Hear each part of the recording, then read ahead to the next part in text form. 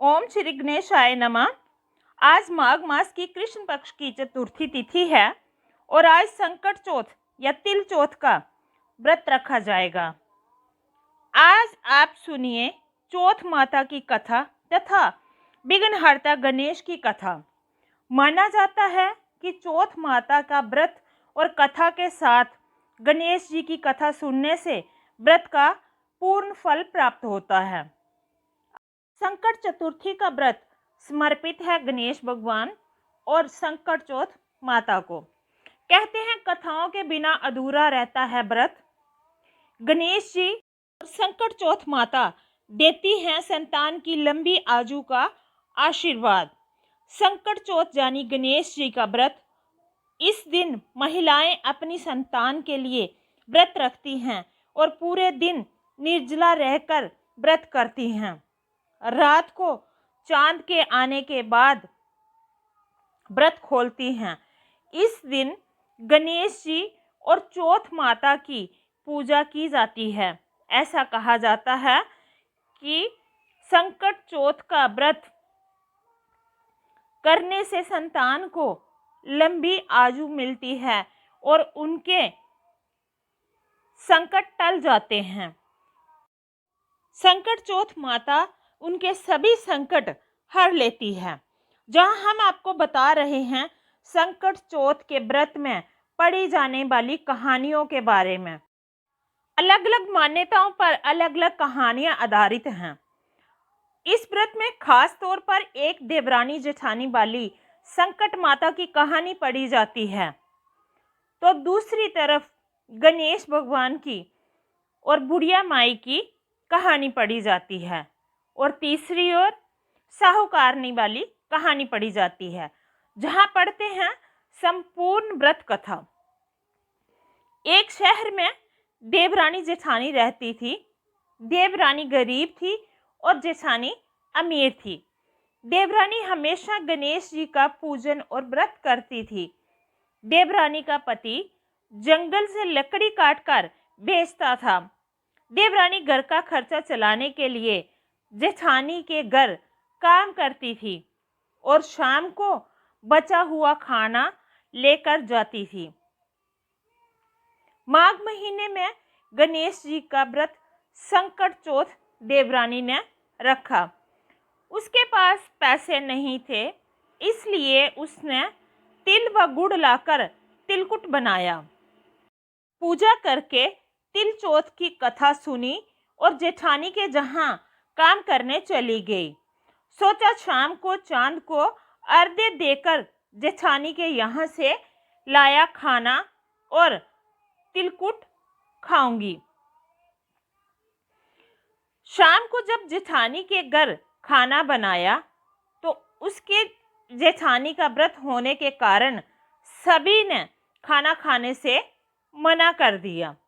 अब देवरानी ने जेठानी से बोला, आओ मुझे खाना दे दो जिससे मैं घर जाऊं।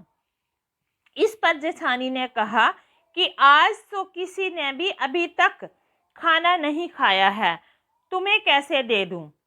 तुम सवेरे ही बचा हुआ खाना ले जाना। देवरानी उदास मन से घर चली आई। देवरानी के घर पर पति बच्चे सब आस लगाए हुए बैठे थे कि आज तो त्योहार है, इसलिए कुछ पकवान आदि खाने को मिलेगा। लेकिन जब बच्चों को पता चला कि आज तो रोटी भी नहीं मिलेगी तो वे रोने लगे। उसका पति भी बहुत क्रोधित हो गया और कहने लगा कि दिन भर काम करने के बाद भी वह 2 रोटियां नहीं ला सकती। वह बेचारी गणेश जी को याद करती हुई रोते रोते पानी पीकर सो गई।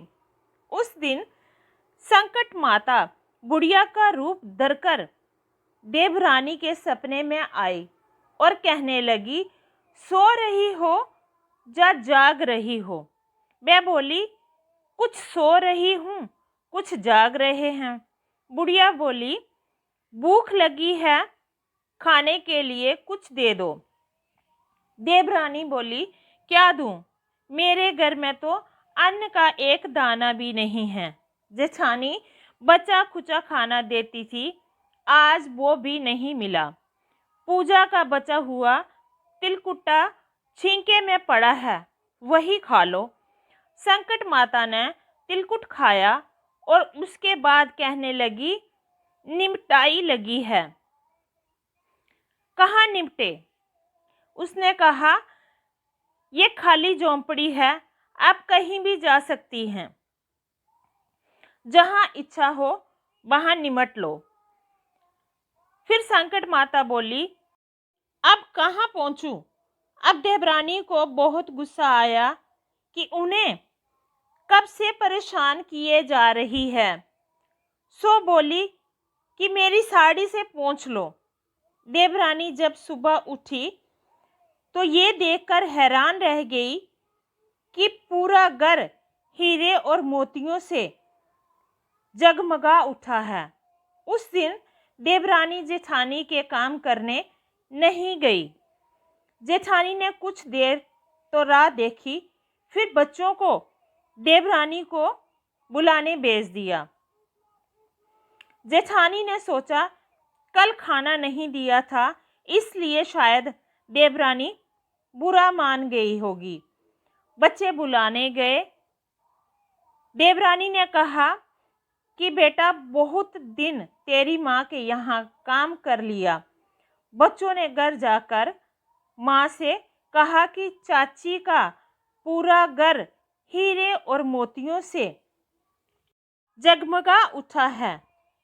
जेठानी दौड़कर देवरानी के पास आई और पूछा कि ये सब कैसे हो गया। देवरानी ने उसके साथ जो हुआ था वो सब कह डाला। उसने भी वैसा ही करने की सोची। उसने भी संकट चौथ के दिन तिलकुट्टा बनाया। रात को संकट माता उसके सपने में भी आई और बोली, भूख लगी है, मैं क्या खाऊं? जेठानी ने कहा कि आपके लिए छींके में रखा है तिलकुट्टा, फल और मेवे भी रखे हैं, जो चाहे खा लो। संकटा माता बोली, अब निपटे कहाँ? जेठानी बोली, मेरे इस महल में कहीं भी निपट लो। फिर उन्होंने कहा कि अब पहुंचूं कहाँ? जेठानी बोली, कहीं भी पहुंच लो। सुबह जब जेठानी उठी तो घर में बदबू, गंदगी के अलावा कुछ भी नहीं था। हे संकट माता, जैसे आपने देवरानी पर कृपा की है, वैसी ही कृपा हम सब पर भी करना। अपनी दया दृष्टि हम सब पर भी बनाए रखना। जय संकट चौथ माता की। अब शुरू करते हैं संकट चौथ की दूसरी कथा। एक बुढ़िया थी, वह बहुत ही गरीब थी और दृष्टिहीन भी थी। उसके एक बेटा और एक बहू थे। वह बुढ़िया सदैव गणेश जी की पूजा किया करती थी। एक दिन गणेश जी प्रकट होकर उस बुढ़िया से बोले, बुढ़िया माँ, तू जो चाहे सो मांग ले। बुढ़िया बोली, मुझसे तो मांगना नहीं आता, कैसे और क्या मांगूं? मुझे तो कुछ मांगना भी नहीं आता और मुझे पता भी नहीं है कि मैं कैसे मांगूं और आपसे क्या मांगूं। तब गणेश जी बोले, अपने बहू बेटे से पूछकर मांग ले। तब बुढ़िया ने अपने बेटे से कहा, गणेश जी कहते हैं तू कुछ मांग ले, तो बताओ मैं क्या मांगूं? पुत्र ने कहा, माँ तू धन मांग ले। बहू से पूछा तो बहू ने कहा, नाती मांग ले।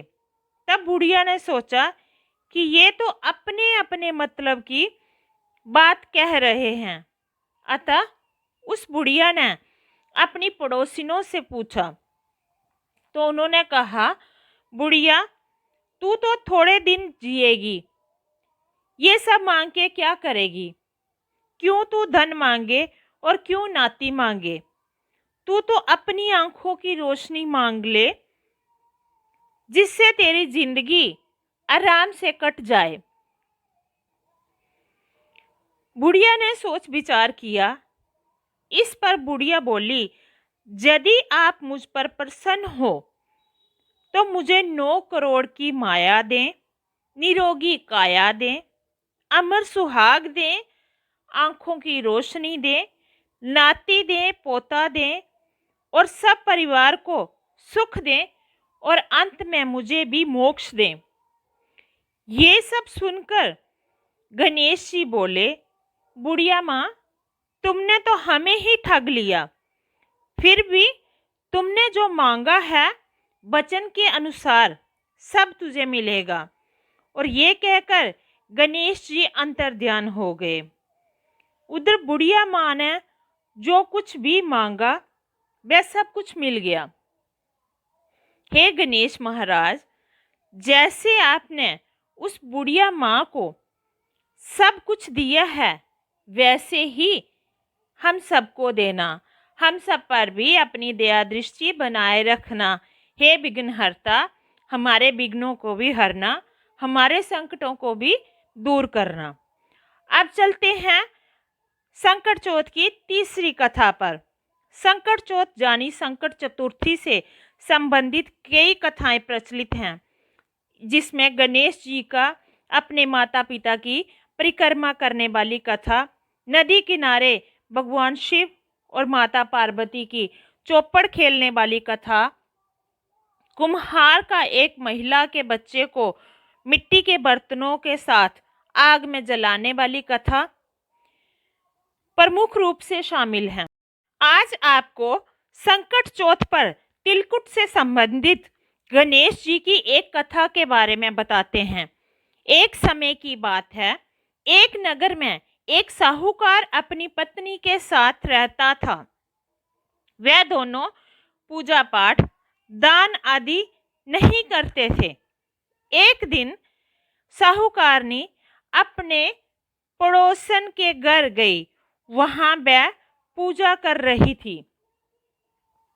उस दिन संकट चौथ थी। साहूकारनी ने पड़ोसन से संकट चौथ के बारे में पूछा तो उसने बताया कि आज वह संकट चौथ का व्रत है, इस वजह से गणेश जी की पूजा कर रही है। साहूकारनी ने उससे संकट चौथ व्रत के लाभ के बारे में पूछा तो पड़ोसन ने कहा कि गणेश जी की कृपा से व्यक्ति को पुत्र, धन धान्य, सुहाग, सौभाग्य, सुख समृद्धि सब कुछ प्राप्त होता है। इस पर साहूकारनी ने कहा कि उसके कोई औलाद नहीं है। अगर वह मां बनती तो 1.25 सेर तिलकुट करेगी और संकट चौथ व्रत रखेगी। गणेश जी ने उसकी मनोकामना पूरी कर दी। वह गर्भवती हो गई। अब साहूकारनी की लालसा बढ़ गई। उसने फिर कहा कि उसे बेटा हुआ तो 2.5 सेर तिलकुट करेगी। गणेश जी की कृपा से उसे पुत्र प्राप्त हुआ। तब उसने कहा कि यदि उसके बेटे का विवाह हो जाता है तो वह 5.25 सेर तिलकुट करेगी। इस तरह साहूकारनी की लालसा बढ़ती गई, उसका लालच बढ़ता गया। गणेश जी के आशीर्वाद से उसके लड़के का विवाह भी तय हो गया। लेकिन साहूकारनी ने कभी भी ना संकट चौथ व्रत रखा और ना ही तिलकुट किया। साहूकारनी के इस आचरण पर गणेश जी ने उससे सबक सिखाने की सोची। जब उसके लड़के का विवाह हो रहा था तब गणेश जी ने अपनी माया से उसे पीपल के पेड़ पर बिठा दिया। अब सभी लोग वर को खोजने लगे। वर न मिलने से विवाह नहीं हुआ।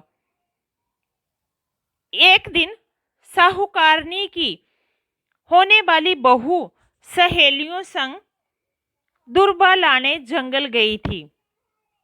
उसी समय पीपल के पेड़ पर बैठे साहूकारनी के बेटे ने आवाज लगाई, ओ मेरी अर्ध ब्याही। ये सुनकर सभी जुबतियां डर गई और भागकर घर आ गई। उस युवती ने सारी घटना माँ को बताई। तब वे सब उस पेड़ के पास पहुंचे। युवती की माँ ने देखा कि उस पर तो उसका होने वाला दामाद बैठा है। उसने जहां बैठने का कारण पूछा तो उसने अपनी माँ की गलती बताई।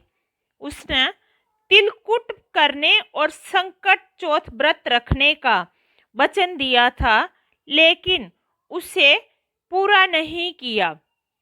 संकट देव नाराज हैं। उन्होंने ही इस स्थान पर मुझे बिठा दिया है। और ये बात सुनकर उस युवती की माँ साहूकारनी के पास गई और उसे सारी बात बताई। तब उसे अपनी गलती का एहसास हुआ। तब उसने कहा कि हे संकट महाराज, उसका बेटा घर आ जाएगा तो 2.5 मन का तिलकुट करेगी। गणेश जी ने उसे फिर एक मौका दिया। लड़का घर आ गया और उसका विवाह पूर्ण हुआ। उसके बाद साहूकारनी ने 2.5 मन का तिलकुट किया और संकट चौथ माता का व्रत रखा। उसने कहा कि हे संकट देव, आपकी महिमा समझ गई हूँ। आपकी कृपा से ही उसकी संतान सुरक्षित है और अब मैं सदैव तिलकुट करूंगी और संकट चौथ का व्रत रखूंगी। इसके बाद से उस नगर में संकट चौथ का व्रत और तिलकुट धूमधाम से होने लगा। हे संकट चौथ माता, जैसे उस साहूकारनी पर कृपा की है, वैसे हम पर भी अपनी कृपा दृष्टि बनाए रखना। बोलो संकट चौथ माता की जय। विघ्नहर्ता श्री गणेश भगवान की जय।